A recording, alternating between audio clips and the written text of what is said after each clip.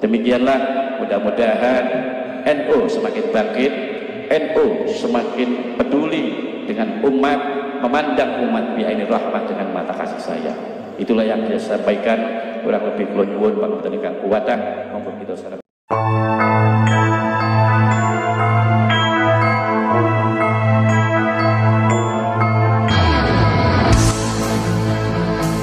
Qala Rasulullah sallallahu alaihi wasallam, dalam hadis itu beliau menjawab, yang disebut ahli bait keluarga Nabi itu adalah Aliyun, Sayyidina Ali, wa Fatimah dan Fatimah, wa ibnahuma dan kedua anaknya Sayyidina Hasan dan Husain.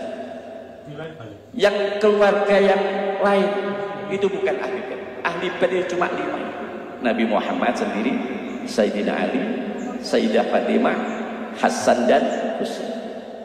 Kalau ada di situ dalam silsilah terdapat ada Sayyid Ali bin Zainal Abidin, Sayyid Ja'far Shadiq, Sayyid Ahmad bin Isa, itu bukan ahlu bait, tapi itu adalah dzurriyyah, keturunan baginda Nabi Muhammad sallallahu alaihi wasallam, supaya tidak salah sampean. Jadi ini harus dijelaskan kepada umat yang akhir-akhir ini dibelokkan oleh ahli belok ini sejarah dibelokkan, kuburan-kuburan yang dipalsu. Wah ini terus piye kita istilah caranya? Negara ini yang memerdekakan bukan mereka, dipalsu juga. Iya enggak? Pernah mendengarkan? NU yang mengawal, yang sadar, yang khawatir itu adalah akar rumput NU. Yang di atas sana masih santai-santai. Akhir-akhir ini mereka bersembunyi di balik pondok-pondok pesantren yang besar. Dulunya mereka mengharamkan perkawinannya, sekarang mereka agak beramai-ramai menikahkan anaknya dengan keluarga pondok pesantren yang besar. Peloso menjadi besannya, Lirboyo jadi besannya, Mbah Fakih Langitan jadi besannya. Padahal itu adalah strategi mereka. Strategi mereka untuk melancarkan mereka, yang dimana lancarannya untuk bisa merekrut pecinta-pecinta, muhibin. Itu adalah strategi mereka. Toha dan kawan-kawan, jangan dibohongi. Saya itu sudah terasa kayak gini mulai dari tahun 95. Saya sudah terasa bahwa itu adalah strategi mereka. Mereka itu bukan ahli bait. Kalau ahli bait 5 itu Al-Quran dawuh, innama yuridullahu liyudhiba ankumur rijza ahlal baiti wa yutahhirakum tathira. 5 orang ini yang disucikan oleh Allah, disucikan dari perbuatan-perbuatan yang buruk, dari hasud, dari perbuatan program yang 5 orang selalu disucikan dengan akwal yang baik, tingkah laku yang mulia, bicara yang mulia. Tidak ada ahlul bait itu berteriak-teriak dengan mengatakan yang kotor-kotor, tidak ada. Seperti baginda Nabi, Sayyidina Ali, Sayyidah Fatimah, wa ibnahuma dan 2 putra. Kalau yang lain-lain sekarang akhir-akhir ini mengaku ahlul bait, mereka bukan ahlul bait. Kabib-kabib itu bukan ahli bait.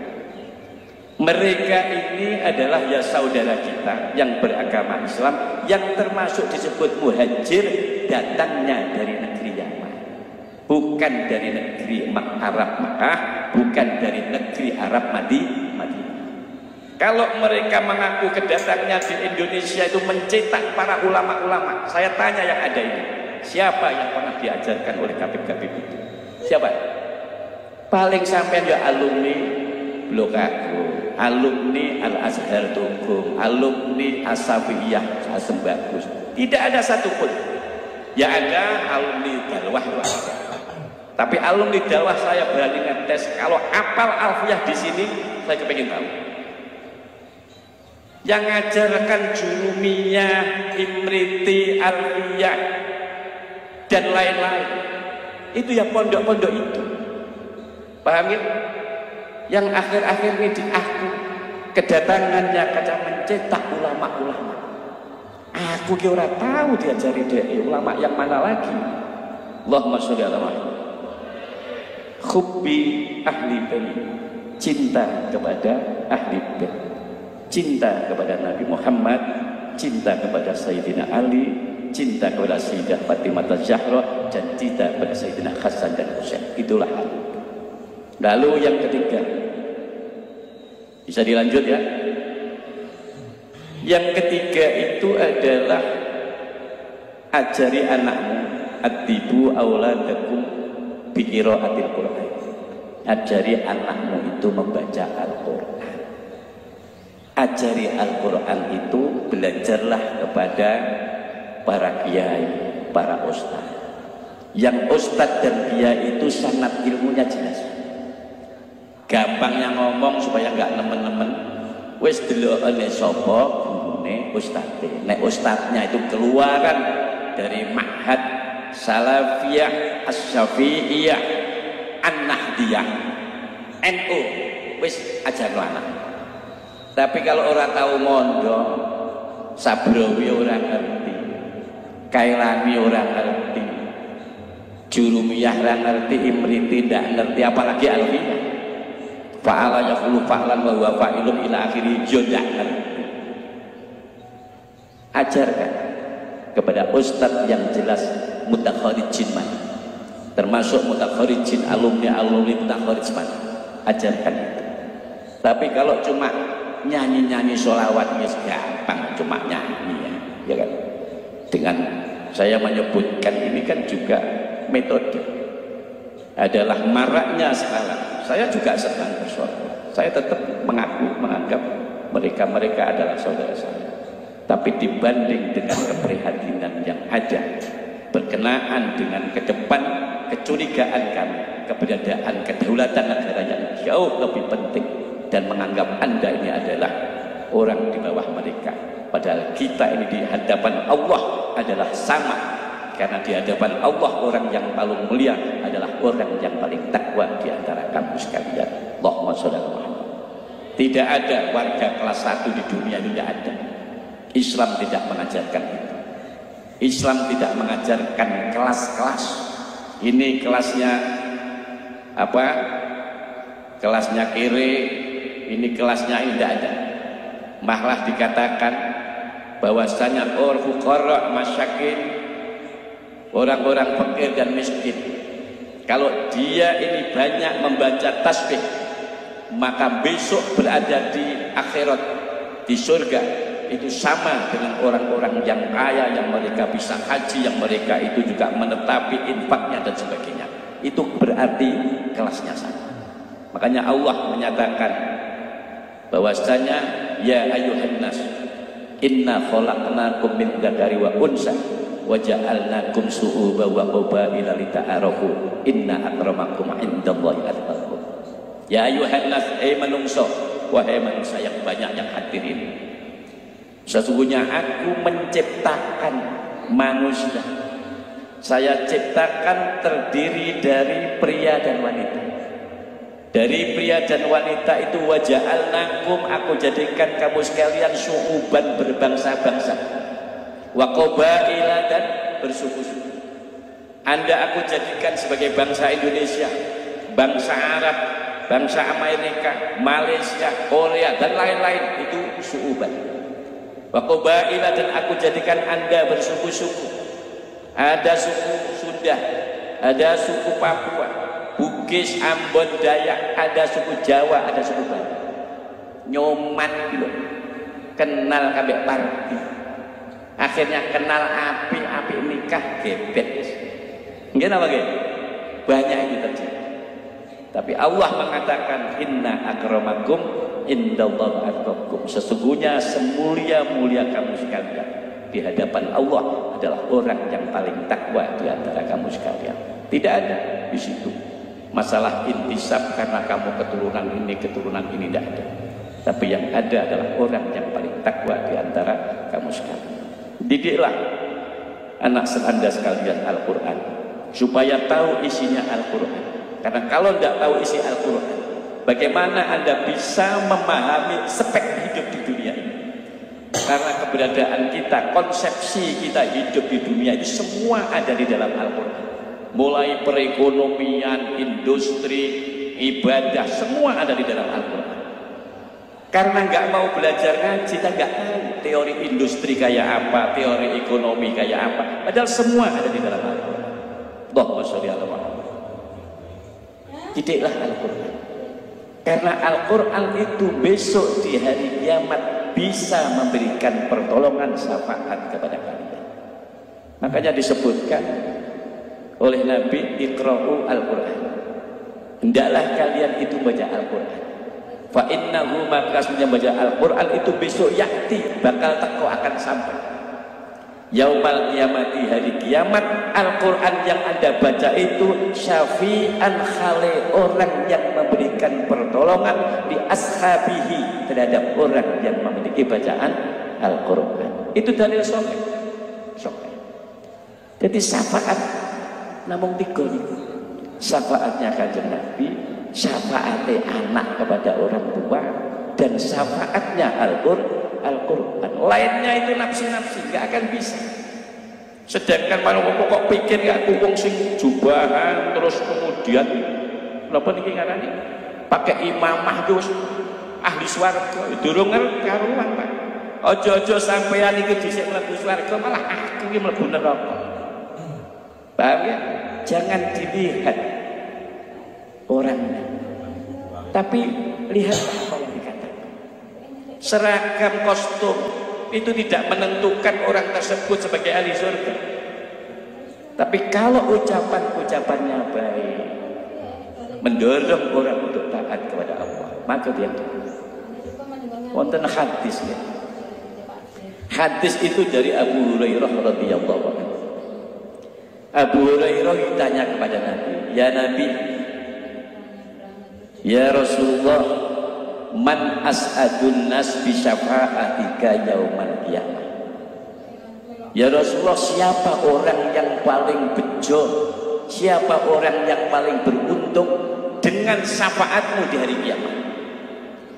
Qala Rasulullah sallallahu alaihi wasallam, Rasulullah menjawab, as'adun nas, orang yang paling bejo, paling beruntung yaumal kiamati, di hari kiamat, ikuman orang qala, yang membaca la ilaha illallah mukhlisan min qalbi, orang yang membaca la ilaha illallah mukhlisan, ikhlas, min qalbihi, dari hatinya.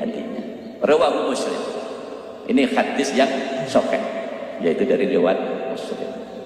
Mula hadirin Bapak Ibu sekalian ingkang winulya, kita hadir di majelis ini, hadirlah dengan ikhlas. Karena syafaat baginda Nabi ini betul-betul ada, pertolongannya ada. Pernah suatu ketika yang Nabi Adam alaihissalam melakukan kesalahan lalu berdoa. Itu saya baca banyak kitabnya ya. Ada di dalam kitab Al-Mustadrak, ada di dalam kitab Mafahim Yajib Intusohah. Itu dikatakan bahwasanya ketika Nabi Adam itu berdoa, ya Rabbi as'aluka bihaqqi Muhammadin sallallahu alaihi wasallam illa ma ghafartani. Ya Rabbi, aku memohon kepada Engkau bihaqqi Muhammad, dengan haknya Muhammad SAW, illa, kecuali supaya Engkau mengampuni kepada aku. Jadi Nabiullah Adam dulu diampuni oleh Allah kesalahannya karena memakan buah kulti. Itu berkat syafaatnya, bertawassul dengan haknya Nabi Muhammad SAW. Yang terakhir, enten kisah tarikh, bukan khurafat ya, ini nyata. Dulu itu ada seorang wali yang terkenal, namanya Syekhona Khalil Bangkalan. Mbah Yai Khalil itu hidup di Bangkalan, termasuk inspirator berdirinya NU. NU ini berdiri inspiratornya Kiai Khalil Bangkalan, bukan Habib Hasim bin Yahya yang ngarang itu, nggak ada itu. Paham ya? Ini orang-orang di pusat juga diem aja. Mulai saya masih memakai katok kolor, saya sudah ngerti Kalau inspirator berdirinya NU itu Kiai Khalil, yang mendirikan ya Syekh Hasyim Asy'ari. Tidak ada nama Habib Hasyim bin Yahya, itu tidak ada. Itu baru karangan-karangan baru. Allahumma sholli ala Muhammad. Kiai Khalil ini mengadakan acara maulid seperti itu. Baca kitab Madarijus Su'ud Al-Barjanji itu dibaca isya. Begitu asik membaca bermaulid seperti ini, dikejutkan dari arah jalan sana itu berteriak-teriak jualan gendong. Ada pedagang keliling menjajakan gendong. Ngerti gendong ya Bu? Gendong itu dibuat dari tanah liat, dibentuk sebagai wadah. Kalau zamannya ibu saya dulu itu dipakai tempat beras. Jadi tahun-tahun 60-70-an dulu itu beras diwadahi gendong. Sekarang sudah nggak ada gendong-gendong. Pasien. Lah orang ini menjajakan gendong keliling, teriak-teriak gendong, gendong. Wah, ini keadaan ramai begini. Wah, akhirnya ketua pondok, kalau dulu namanya lurah pondok, umpama sekarang kayak Pak Haji Maskuron lah ya. Wah, ada apa ini? Kok ribut-ribut teriak-teriak gendong-gendong? Kata bakul gendong, saya jualan gendong Pak, masuk sini, ini kan rame, jadi masuk pasar ini. Loh, ini bukan pasar, ini Al-Hikmah Joglo sama NU MIJ Debat mengadakan acara maulid. Kok pasar? Oh loh ya, saya enggak ngerti. Kalau gitu Bapak di sini saja. Itu Kiai Khalil, Mbah Kiai Khalil sedang mengadakan maulid. Sedang mengadakan maulid, membaca kitab Al-Barjanji bimaknan dengan makna. Sampai duduk di sini saja, dengarkan Kiai Khalil. Nanti selesai acara, saya beli semua gendong Anda. Akhirnya pedagang keliling gendong tadi itu ya karena dikasih iming-iming begitu, akhirnya nurut. Akhirnya duduk di atas banjir tempat pijak kaki antara pondok dengan pondok, duduk mendengarkan. Begitu mendengarkan Kiai Khalil menceritakan kisah seorang yang cukup fundamental, bertalenta agung bernama Muhammad Sallallahu Alaihi Wasallam. Bakul gendong atau penjual pedagang itu muncul dari hatinya, keikhlasan rasa mahabbah itu cinta kepada Nabi, padahal belum tahu. Rasa senang, keikhlasan dari hatinya seorang pedagang gendong. Tidak lama kemudian suasana majelis maulid itu dikejutkan dengan bau yang sangat wangi. Kata Kiai Khalil, ini bau adalah pertanda hadirnya ruh baginda Rasulullah Muhammad SAW. Coba kamu cari sumbernya, dari mana ini? Konon bau wangi ini tidak hanya di sekitar acara maulid ini, seluruh Bangkalan itu wangi baunya. Akhirnya dicari di depan, dicari. Ternyata terlihat seorang pedagang keliling gendeng, tapi kecapean dia tergeletak merebahkan geletak, kemudian tertidur mungkin. Lalu dibangunkan, Pak, bangun. Ini Kiai Khalil kepingin dedauan, kepingin ngomong-ngomong. Satu kali tidak bangun, dua kali enggak bangun, sampai tiga kali dibangunkan enggak bangun. Ternyata bapak penjual gendong baunya wangi telah meninggal dunia. Kata Kiai Khalil, hadza rajulun, ini laki-laki, qalbihi, hatinya rajul yang mati ini ka qalbi Ibrahim, kaya hati Nabi Ibrahim. Cumantel teng Allah, ada mahabbah fi qalbihi, kecintaan di dalam hatinya, cinta kepada Allah dan cinta kepada baginda Nabi Muhammad sallallahu alaihi wasallam. Hadza rajulun waliyun, seorang wali, ahaddu min auliyaillah, adalah salah satu walinya Allah. Ternyata orang yang cinta kepada Nabi itu bisa menjadi walinya Allah. Mulai sampai sekarang ini yang kelihatannya maulid mendengarkan ceramah saya, ketok ego yo capek, jangan ditahan. kok yo ngantuk, ora usah ditahan.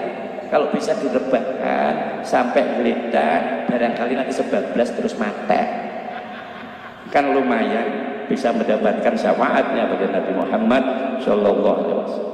Demikianlah, mudah-mudahan NU semakin bangkit, NU semakin peduli dengan umat, memandang umat bi'ainir rahmah dengan mata kasih sayang. Itulah yang saya sampaikan, kurang lebih kula nyuwun pangapunten ingkang kuwatah, monggo kita salam.